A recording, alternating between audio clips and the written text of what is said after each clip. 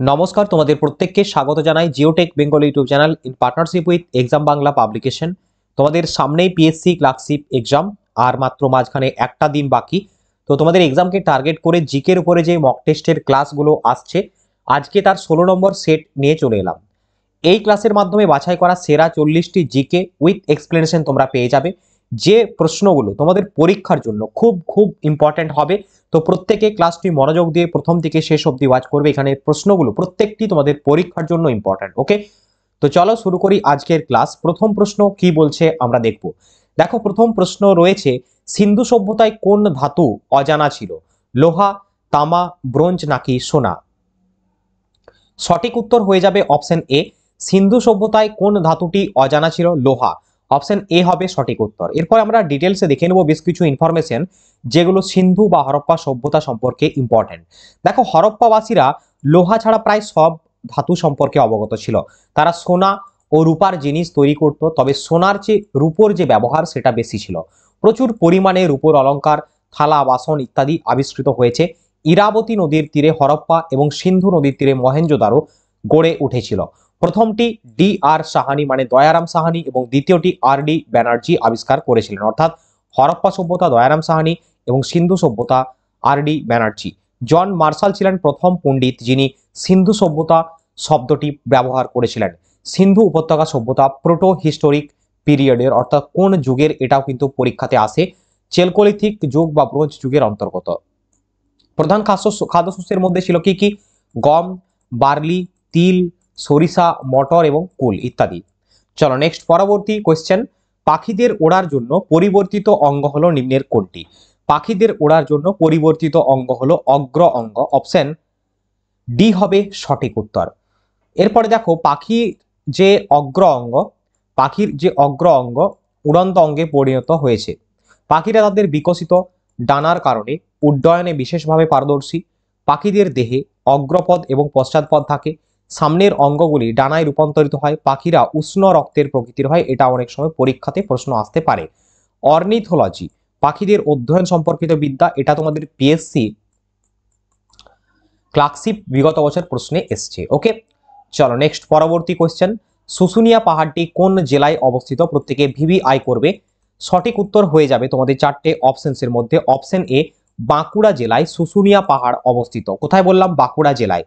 এইখান থেকে বেশ কিছু পয়েন্ট তোমাদের পরীক্ষাতে আসতে পারে, যেরকম বাঁকুড়া জেলার শুশুনিয়া পাহাড়, বিহারীনাথ, যে কোনো একটি দিয়ে করে তোমাকে জিজ্ঞেস করলো যে কোন ডিস্ট্রিক্টে অবস্থিত। আদারওয়াইজ তোমাকে জিজ্ঞেস করতে পারে অযোধ্যা পাহাড় কোন জেলায়, বাঘমুন্ডি পাহাড় কোন জেলায়, জয়চণ্ডী পাহাড় কোন জেলায়। এগুলো পুরুলিয়া জেলাতে অবস্থিত। বীরভূম জেলায় অবস্থিত মামা ভাগ্নে পাহাড়, মথুরখালী পাহাড়। ওয়েস্ট বেঙ্গলের বিভিন্ন এক্সামে এই টাইপের প্রশ্নগুলো কিন্তু এসেছে, তো তোমাদের ক্লার্কশিপ পরীক্ষায় হয়তো দিয়ে দিতেও পারে। নেক্সট, পরবর্তী প্রশ্ন। কে সর্বপ্রথম পোর্টফোলিও ব্যবস্থা প্রবর্তন করেছিলেন?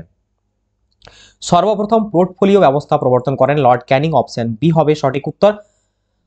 1861 সালে লর্ড ক্যানিং পোর্টফোলিও ব্যবস্থা প্রবর্তন করেন। লর্ড ক্যানিং ভারতের প্রথম ভাইসরয়। 1858 থেকে 1862 পিএসসি মিসলেনিয়াসে অলরেডি কোয়েশ্চেন এসছে 2024-এ। ভারত সরকার আইন 1858 পাস হয়েছিল। ভারতের প্রথম ভাইসরয় ভ্রান্তির মতবাদ বিলুপ্ত করেছে। পোর্টফোলিও সিস্টেম চালু করেছে। Indian code of criminal procedure 1959 সালে পাস করেছে কে? এই লর্ড ক্যানিং। ওকে, 1857 সালে কলকাতা, বোম্বে এবং মাদ্রাজে বিশ্ববিদ্যালয় প্রতিষ্ঠিত হয়। পরবর্তী প্রশ্ন দেখো, তার আগে ছোট্ট একটি ঘোষণা তোমাদের। পিএসসি ক্লার্কশিপ পরীক্ষা তোমার যদি টার্গেট হয়ে থাকে, তাহলে তোমার জন্য নিয়ে আসা হয়েছে এক্সাম বাংলা পাবলিকেশনের পক্ষ থেকে লাস্ট মিনিট সাজেশন ইবুক। এই ইবুকটি তোমাদের সিলেবাস অনুযায়ী হুবহু একদম যে সমস্ত প্রশ্নগুলো পরীক্ষায় আসতে পারে সেই টাইপের বিষয়ে সাজেস্টিভ এমসিকিউ প্রশ্ন রয়েছে। প্লাস ম্যাথের উপরে গুরুত্বপূর্ণ টপিক ওয়াইজ একদম সমাধান আকারে রয়েছে। ইংলিশের গুরুত্বপূর্ণ টপিক 5টি প্র্যাকটিস সেট এবং বিগত বছরের প্রশ্ন সহযোগে এই ইবুকটি পরীক্ষার 2 দিন, 1 দিন বা পরীক্ষার 10 দিন আগে সব থেকে সেরা লাস্ট মিনিট সাজেশন ইবুক। কারণ এই বইটি তোমাকে শেষ মুহূর্তে দেবে সব থেকে কমনযোগ্য প্রশ্নের সমাহার। তো যারা নিতে আগ্রহী রয়েছে তারাই একমাত্র ভিডিওর ডেসক্রিপশনের লিঙ্কে ক্লিক করবে। জাস্ট লিঙ্কে ক্লিক করলে তুমি বাই নাওতে গিয়ে 99 রুপিস পে করে এই ইবুকটি সংগ্রহ করতে পারবে। তো দেরি করো না, যেহেতু হাতে একটা দিন, 2টো দিন বাকি রয়েছে। যে সময়টা হাতে রয়েছে ওই সময়টাকেই কাজে লাগাও। দেখো, আমাদের এমনিতেই সময় অনেক কম থাকে পড়াশোনার ক্ষেত্রে, তাই তো? তো অতএব যে সময়টা তুমি পেয়েছো সেই সময়টাকে কাজে লাগাও, আদারওয়াইজ ফর্ম ফিল আপ করার কোনো প্রয়োজন নেই। যদি তুমি একজন সিরিয়াস স্টুডেন্ট, পরীক্ষায় বসতে চাইছো, তাই একজন পরীক্ষার্থীর মতোই পরীক্ষাতে বসো, ওকে।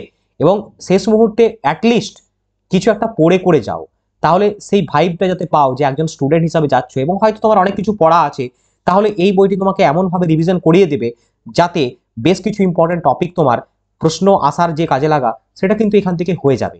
অতএব দেরি কেউ করো না, ক্লাসটি দেখার পরে প্রত্যেকে বাই নাওতে গিয়ে এটি সংগ্রহ করে নাও। চলো নেক্সট পরবর্তী প্রশ্নে আমরা যাব। পরবর্তী প্রশ্ন কি বলছে দেখো, ভারতীয় সংবিধান অনুযায়ী অ্যাটর্নি জেনারেল এর মেয়াদ কত বছর? 5 বছর, 3 বছর, 1 বছর নাকি অনিশ্চিত? দেখো, ভারতের অ্যাটর্নি জেনারেলের যে মেয়াদ সেটা কিন্তু আনসার্টেনটি রয়েছে, অর্থাৎ অনিশ্চিত। এখানে কোনো ফিক্সড নেই যে এত বছর বা কোনো একটা নির্দিষ্ট বছর, এরকম কিছু নেই। অ্যাটর্নি জেনারেল সম্পর্কে পড়লে তোমরা দেখতে পাবে, দেখো ভারতের অ্যাটর্নি জেনারেল পার্লামেন্টের উভয় কক্ষ অর্থাৎ লোকসভা এবং রাজ্যসভার কার্যক্রমে কথা বলার এবং অংশ নেওয়ার অধিকার রয়েছে। ভারতের অ্যাটর্নি জেনারেল সংসদের যে কোনো কমিটির সদস্য হতে পারেন। ভারতের সংবিধানের 76 নম্বর ধারা অনুসারে অ্যাটর্নি জেনারেল হচ্ছেন দেশের সর্বোচ্চ আইনি কর্মকর্তা, সরকারের প্রধান আইনি উপদেষ্টা হিসাবে তিনি কাজ করে থাকেন। তিনি ভারতের রাষ্ট্রপতিকে তার উল্লেখ করা আইনি বিষয়ে পরামর্শ দেন। অ্যাটর্নি জেনারেল প্রথম ছিলেন ভারতের MC সেতালাভেদ এবং বর্তমান 16তম অ্যাটর্নি জেনারেল রয়েছেন কে আর ভেঙ্কট রমানি। তো প্রত্যেকে ফোকাস করবে এই জায়গাটায়, এই যে আর্টিকেল 76 অনুযায়ী অ্যাটর্নি জেনারেলের কথা বলা হয়েছে, এই যে বর্তমানে আর ভেঙ্কট রমানি রয়েছেন, এইগুলো পরীক্ষাতে বেশি আসার চান্স রয়েছে। নেক্সট পরবর্তী কোশ্চেন, মিনামাটা রোগটি কোন দূষণের জন্য হয়? ক্লোরিন, পারদ, সীসা নাকি আর্সেনিক? মিনামাটা রোগ সঠিক উত্তরটা হয়ে যাবে 4টে অপশনসের মধ্যে। এটি কিসের কারণে হয়? এটি পারদ দূষণের কারণে হয়। অপশন বি হবে সঠিক উত্তর, option B is the right answer. দেখো এটাই কোন দূষণের কারণে হয়? এটি হচ্ছে ক্যাডমিয়াম দূষণে হয়, আর ব্লু বেবি সিন্ড্রোম নাইট্রেট দূষণের ফলে হয়ে থাকে। পরবর্তী প্রশ্ন, ভিনিগারের রাসায়নিক নাম কি? ভিনিগারের রাসায়নিক নাম কি? দেখো 4টে অপশনের মধ্যে সঠিক উত্তরটি হয়ে যাবে ভিনিগারের রাসায়নিক নাম হলো CH3COOH। Option B is the correct answer, option B হবে সঠিক উত্তর। চলো পরবর্তী প্রশ্ন, দ্বৈত শাসনের প্রবর্তক কে? দ্বৈত শাসন ব্যবস্থা প্রবর্তন করেন ক্লাইভ। অপশন ডি হবে সঠিক উত্তর। লর্ড ক্লাইভ দ্বৈত শাসন ব্যবস্থার প্রবর্তন করেন। যদি আমরা ডিটেলসে দেখবো 1765 খ্রিস্টাব্দে এলাহাবাদ চুক্তির মাধ্যমে east India company Bangla, Bihar এবং উড়িষ্যাতে দেওয়ানি লাভ করে, যার ফলে বাংলা, বিহার, উড়িষ্যার নবাবের হাতে থাকে ক্ষমতাহীন দায়িত্ব ও ইংরেজদের হাতে থাকে দায়িত্বহীন ক্ষমতা। এই যে বিষয়, এটাকে আমরা দ্বৈত শাসন ব্যবস্থা বলছি এবং এটি প্রবর্তন করেছিলেন লর্ড ক্লাইভ। তাহলে অপশন ডি হলো সঠিক উত্তর।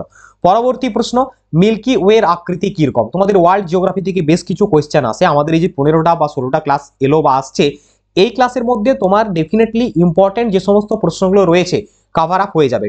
প্রায় তুমি ধরতে পারো 600+ কোয়েশ্চেন তোমাদের সলভ করানো হবে এই প্র্যাকটিস সেটের মাধ্যমে। তো যারা আগের ক্লাসগুলো দেখোনি, আমাদের টেলিগ্রাম গ্রুপে যুক্ত হয়ে যাও, সেইখানে সমস্ত ক্লাসের লিঙ্ক তুমি পেয়ে যাবে, ওকে।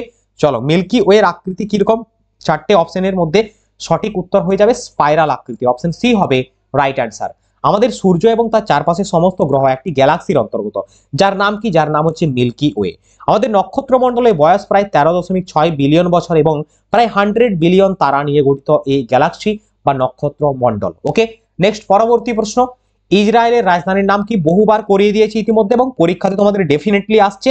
সঠিক উত্তরটি হয়ে যাবে Jerusalem, option C is the right answer. Jerusalem হচ্ছে ইসরায়েলের রাজধানী, অপশন সি। চলো বিভিন্ন রাজধানী ও দেশ সম্পর্কে আমরা দেখে নিই। দেখো, দামাস্কাস রাজধানী সিরিয়া, সিরিয়ার রাজধানী দামাস্কাস, তুরস্কের রাজধানী আঙ্কারা, ইসরায়েলের রাজধানী জেরুজালেম, সৌদি আরবের রাজধানী রিয়াদ। তাহলে এখান থেকে আমরা 4টে পেয়ে গেলাম আপডেট। চলো নেক্সট পরবর্তী প্রশ্ন, নিম্নের কোন দেশের সাথে ভারত সবথেকে দীর্ঘতম দৈর্ঘ্যের সীমানা শেয়ার করে? যদি আমরা 2019, 2016 বা 2013, 2006, 7 এই সমস্ত যে ক্লাসিফের এক্সামগুলো হয়েছিল তার পরীক্ষার প্রশ্নগুলো খুব ভালোভাবে অ্যানালাইসিস করলে দেখতে পাবে এই যে প্রশ্ন তোমাদের সামনে রয়েছে এই টাইপের প্রশ্নই আসে। দেখো এক্ষেত্রে সব থেকে কি বলছে, দীর্ঘতম দৈর্ঘ্যের সীমানা শেয়ার করে কোন দেশের সাথে? বাংলাদেশ, অপশন সি হবে সঠিক উত্তর, তাই তো।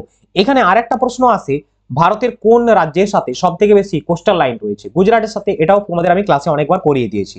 চলো এরপরে ডিটেলস আমরা দেখে নিই। দেখো, ভারত মোট 7টি দেশের সাথে আন্তর্জাতিক সীমানা শেয়ার করে, পাকিস্তান, আফগানিস্তান, চীন, নেপাল, ভুটান, মায়ানমার, বাংলাদেশ। বাংলাদেশের সাথে সব থেকে বেশি দৈর্ঘ্যের বা দীর্ঘতম সীমানা রয়েছে, যার লেন্থটা প্রত্যেকে মনে রাখবে 4096.7 কিলোমিটার। আফগানিস্তানের সাথে সব থেকে কম দৈর্ঘ্যের সীমানা রয়েছে 106 কিলোমিটার, চীনের সাথে 3488, পাকিস্তানের সাথে 3223, নেপালের সাথে 1751 এবং মায়ানমারের সাথে 1643 আর ভুটানের সাথে 699। টোটাল 7টি দেশের সাথে সীমানা। সব থেকে বেশি সীমানা কার সাথে? বাংলাদেশ। সব থেকে কম সীমানা আফগানিস্তানের সাথে। ওকে, নেক্সট পরবর্তী প্রশ্ন, ভারত এবং শ্রীলঙ্কার মাঝখানে কোন প্রণালী অবস্থিত? মালাক্কা প্রণালী, ডুরান্ড লাইন, পক প্রণালী নাকি লম্ব প্রণালী? দেখো সঠিক উত্তরটি হয়ে যাবে তোমাদের চারটে অপশনসের মধ্যে পক প্রণালী অবস্থিত ভারত এবং শ্রীলঙ্কার মাঝে। অপশন সি হবে রাইট উত্তর আমার এখানে। এরপরে আমি তোমাদের ডিগ্রি চ্যানেলগুলো রেখে দিয়েছি কারণ এইখান থেকেও প্রশ্ন হয়। দেখো 8 ডিগ্রি চ্যানেল এটি মালদ্বীপ এবং মিনিকয়ের মাঝখানে রয়েছে। 9 ডিগ্রি চ্যানেল দেখো মিনিকয় এবং লাক্ষাদ্বীপের মাঝখানে। 10 ডিগ্রি চ্যানেল রয়েছে আন্দামান এবং নিকোবরের মাঝখানে। অর্থাৎ এই যে তোমাদের ক্লাসটা করিয়ে দেবো এইখান থেকে তোমরা কিন্তু অনেকগুলো কমন পাবে। এই টাইপের যে প্রশ্নগুলো এই করাচ্ছি এইগুলোই তো কমন আসবে তোমাদের। ওকে, চলো নেক্সট পরবর্তী প্রশ্ন, ভারতের প্রাচীনতম পর্বতশ্রেণী হলো নিম্নের কোনটি? ভারতের প্রাচীনতম পর্বতশ্রেণী হচ্ছে আরাবল্লী পর্বত। অপশন সি হবে সঠিক উত্তর। ডিটেলসে প্রত্যেকে দেখে নাও। আরাবল্লী পর্বত হলো ভারতের প্রাচীনতম তথা পৃথিবীর প্রাচীনতম ভঙ্গিল পর্বতের উদাহরণ। এটি একটি বর্তমানে ক্ষয়জাত পর্বতের উদাহরণ। আরাবল্লী পর্বতের সর্বোচ্চ শৃঙ্গ গুরু শিখর 1722 মিটার।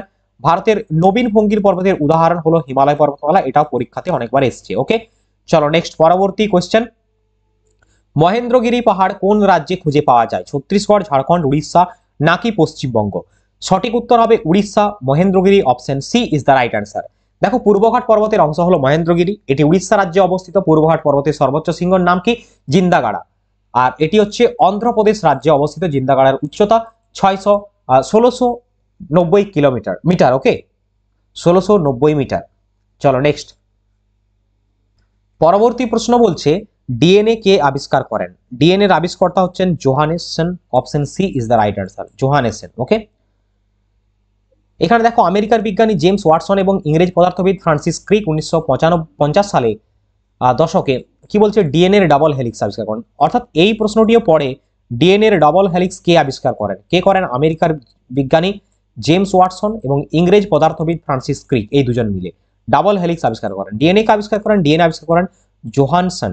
আচ্ছা, জোহানসন আবিষ্কার করেন। আর ডিএনএ হলো একটি দীর্ঘ অণু যাতে একটি অনন্য জেনেটিক কোড রয়েছে।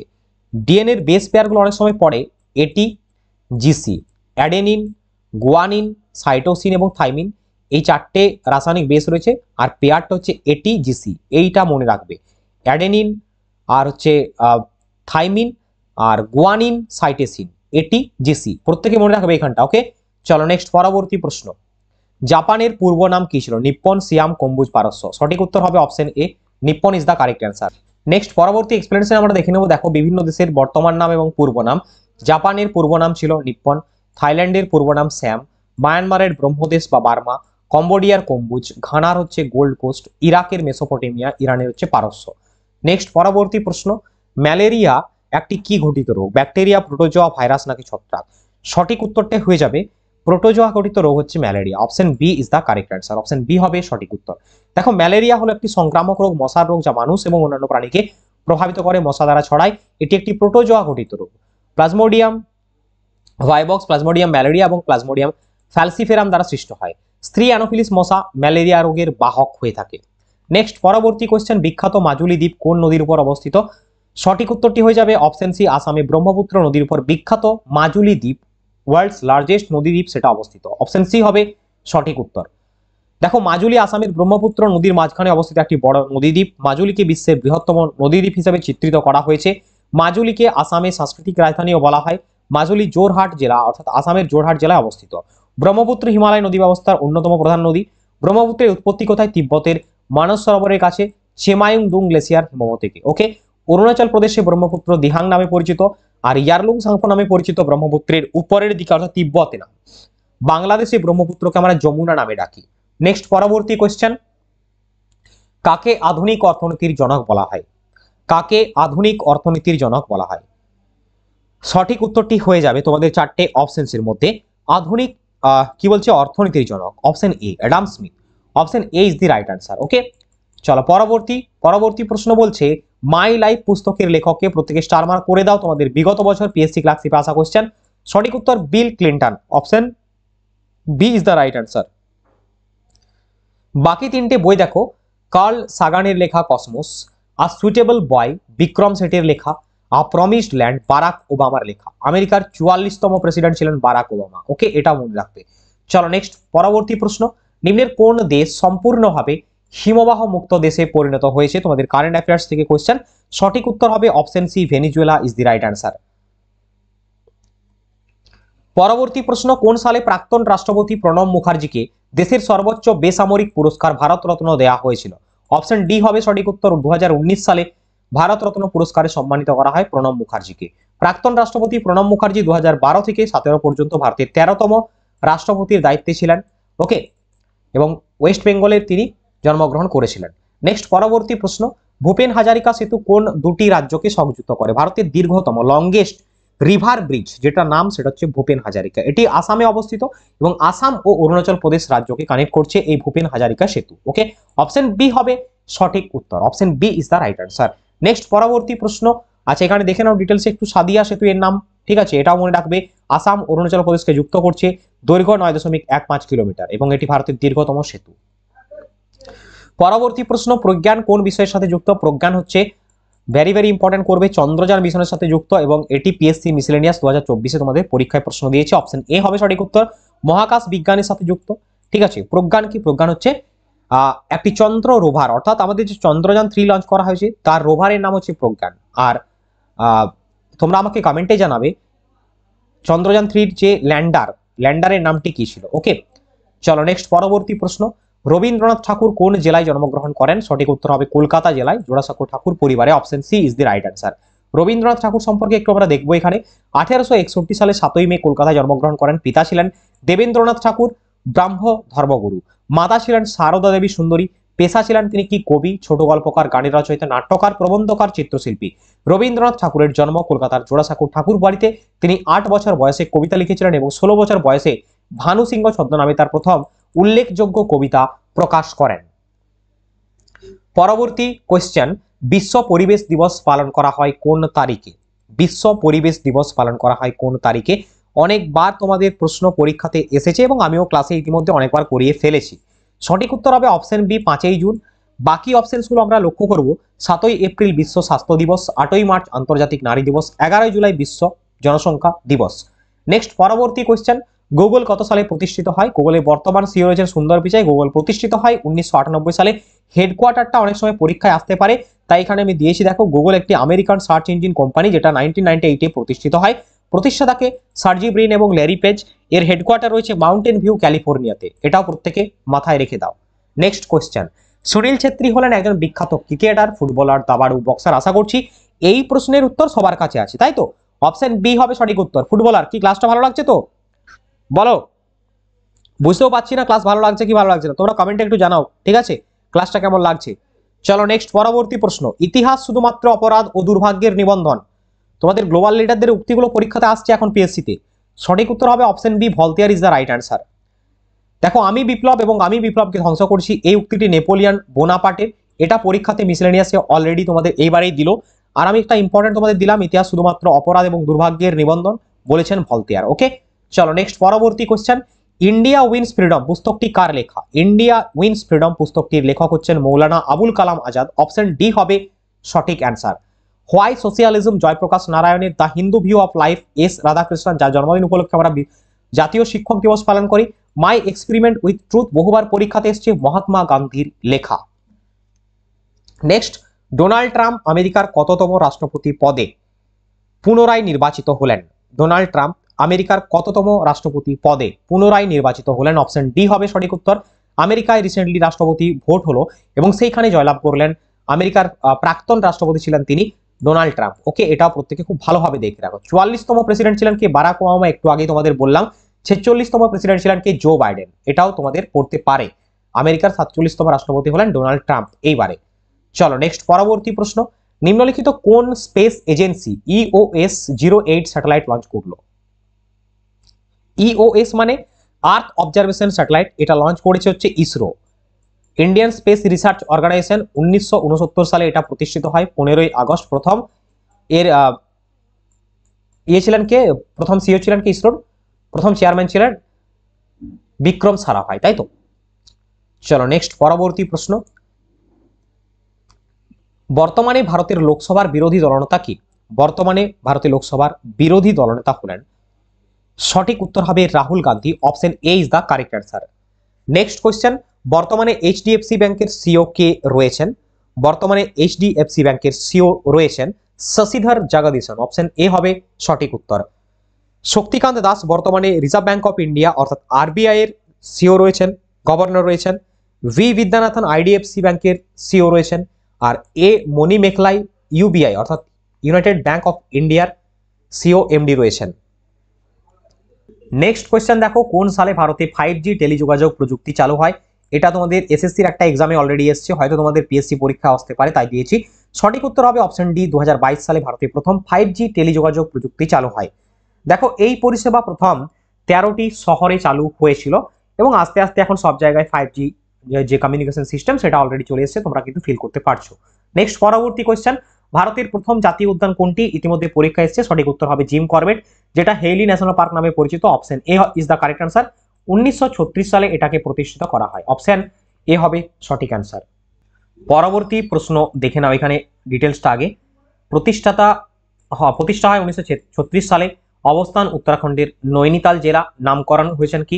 ইউনাইটেড যে প্রভিন্সের গভর্নর ছিলেন তার নাম অনুসারে হেইলি ন্যাশনাল পার্ক প্রথম নাম ছিল এই যে ন্যাশনাল পার্ক বা জাতীয় উদ্যানের। নেক্সট কোয়েশ্চেন, আইপিএল 2024-এ পার্পেল ক্যাপ কে জিতেছেন? সঠিক উত্তর হবে পার্পেল ক্যাপ পেয়েছেন হর্ষিত প্যাটেল। বিরাট কোহলিকে তো অরেঞ্জ ক্যাপ দেওয়া হয়েছে, Virat Kohli orange cap okay, Virat Kohli পেয়েছেন অরেঞ্জ ক্যাপ। নেক্সট দেখে নাও এখানে ডিটেলসে, Virat Kohli orange cap 2024 IPL champion KKR হয়েছে এবং কেকেআর এর ক্যাপ্টেন ছিলেন Shreyas Iyer. Runner up Sunrise Hyderabad, Pat Cummins হচ্ছে captain. Final match M A Chidambaram স্টেডিয়ামে হয়েছে। হর্ষিত প্যাটেল 24টি উইকেট নিয়েছেন, তার জন্যই তিনি পার্পল ক্যাপ পেয়েছেন। আর বিরাট কোহলিকে অরেঞ্জ ক্যাপ দেওয়া হয়েছে। নেক্সট পরবর্তী প্রশ্ন, ঘূর্ণিঝড় রেমাল নামকরণ করে কোন দেশ? ঘূর্ণিঝড় রেমাল নামকরণ করে ওমান দেশ। Option C is the right answer. সম্প্রতি ঘূর্ণিঝড় রেমাল ক্রান্তীয় ঘূর্ণবাদ যেটি বাংলাদেশ এবং ওয়েস্ট বেঙ্গলে হিট করে এবং এর নামকরণ করেছিল ওমান। ওকে, চলো নেক্সট পরবর্তী প্রশ্ন, মৈত্রী নামে সেনা মহড়া কন্ডাক্ট করেছে কোন দেশের সাথে ভারত? তো সঠিক উত্তর হবে থাইল্যান্ডের সাথে এটি করেছে। Option P is the right answer. Okay, আর জিমেক্সটা হয় জাপান ও ভারতের সাথে। তো ডিয়ার স্টুডেন্ট অ্যান্ড অ্যাসপিরেন্ট, আজকে ক্লাসে এই ছিল বাছাই করা 40টি জিকে। ক্লাসটি ভালো লাগলে প্রত্যেকে লাইক করো এবং চ্যানেলটিকে সাবস্ক্রাইব করে আমাদের টেলিগ্রাম গ্রুপে, হোয়াটসঅ্যাপ গ্রুপে প্রত্যেকে যুক্ত হয়ে যাও। আর যারা আমাদের ইবুক নিতে সংগ্রহ করতে ইচ্ছুক তারা অবশ্যই বাই নাও লিঙ্কে গিয়ে ক্লিক করে সেখান থেকে সংগ্রহ করে নাও। দেখা হচ্ছে নেক্সট ক্লাসে। প্রত্যেকে ভালো থেকো, সুস্থ থেকো। বন্দে মাতরম, জয় হিন্দ।